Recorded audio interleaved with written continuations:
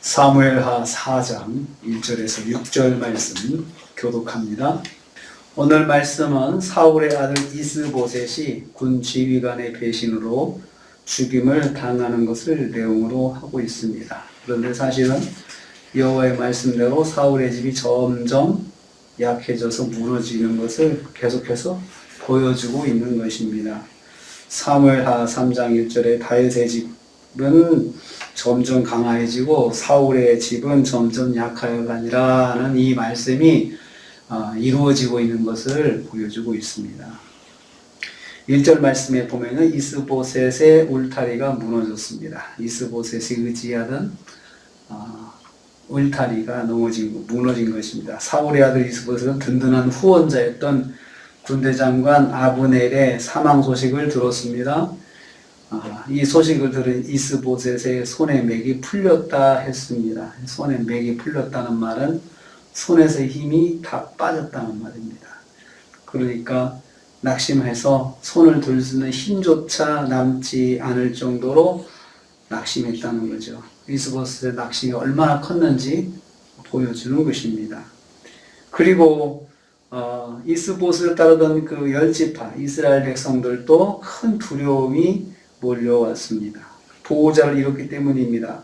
사울의 아들 이스보셋과 이스라엘 공동체는 절대적으로 사람을 의지하다가 큰 절망을 맛보게 됩니다. 이를 통해서 깨닫습니다. 사람을 의지하면 반드시 낙심할 때가 온다는 것입니다. 둘째로 요나단의 아들은 장애인이라고 소개되고 있습니다. 4절 말씀에 문장의 흐름과 관계없이 갑자기 요나단의 아들이 하나 있었는데 이렇게 소개가 되고 있습니다.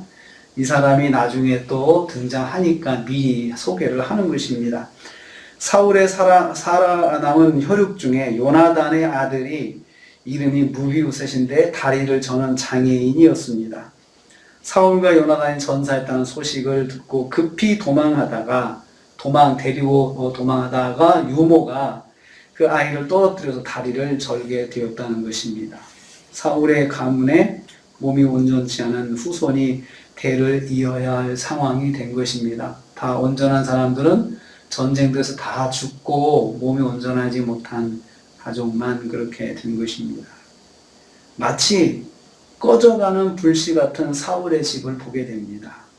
할아버지 사울 왕의 교만에서 시작된 가문의 몰락, 왕조의 몰락은 또 후손들에게는 불행으로 이어지고 있습니다. 참 이 말씀을, 이런 상황을 보면서, 성경을 보면서 이런 안타까움이 있습니다. 사울이 깨닫고 돌아섰다면 얼마나 좋았을까. 생각할수록 안타깝고 참 마음이 아픕니다.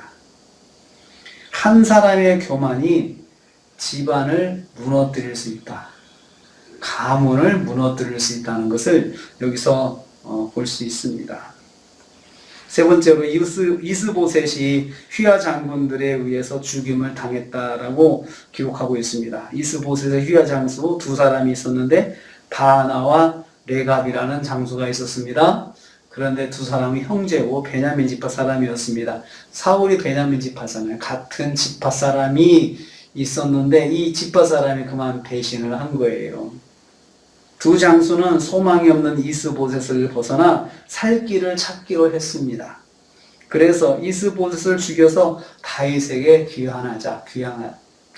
투항하자 이렇게 이제 마음을 먹었던 것입니다. 그래서 그들은 이스보셋의 집에 이제 들어갑니다. 그래서 밀을 가지러 온 것처럼 가정하고 들어갔다가 이렇게 보니까 이스보셋이 낮잠을 자고 있는 것이에요. 그리고 주변에 지키는 사람도 없어요. 그러니까 그 낮잠 자고 있는 이스보셋을 칼로 찔러서 죽였습니다. 이스보셋 입장은 너무나도 허망하게 죽는 걸 봐요. 그렇지만 이스보셋의 참 마지막을 보면은 왕인데 지키는 사람이 없었어요. 그만큼 이스보셋 상황이 참 어렵다는 것입니다. 그리고 누구도 도와줄 수 있는 사람이 가까이에 없는 거죠. 볼장 다 왔다는 거잖아요. 참 불쌍한 상황입니다. 사울의 집이 쉽고 허망하게 무너지고 있습니다. 그런데 사실은 하나님께서 말씀하신 대로 이루어지는 것입니다.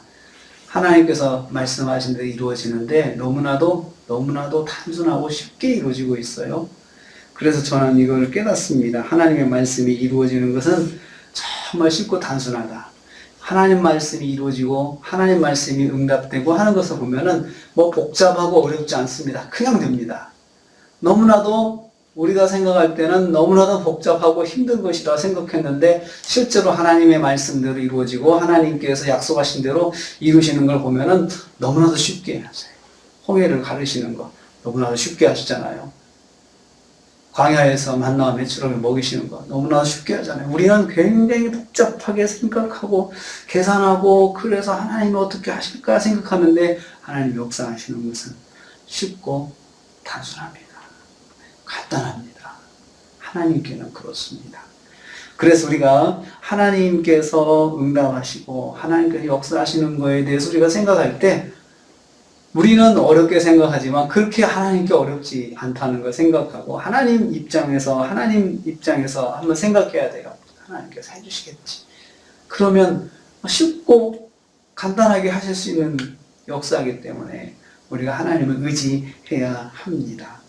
또 한 가지 오늘 교훈을 얻습니다. 사람을 의지하면 반드시 낙심할 때가 온다. 다윗은 철저하게 하나님 의지했던 사람이잖아요. 철저하게. 사울은 철저하게 자기를 의지하고 사람을 의지했어요. 그 흐름이 지금 두 가문의 차이점인데 하나님께서 오늘 우리에게 말씀하십니다. 사람을 의지하지 말고 무슨 일이 있든지 하나님 의지해라. 그리고 하나님 말씀은 이루어지는 데 있어서 그렇게 어려운 거 아니다. 믿고 의지하라 말씀하십니다. 오늘 하루 저와 여러분이 하나님 의지하고 또 하루를 승리하시는 저와 여러분 되시기를 주님의 이름으로 축복합니다. 하나님 감사합니다.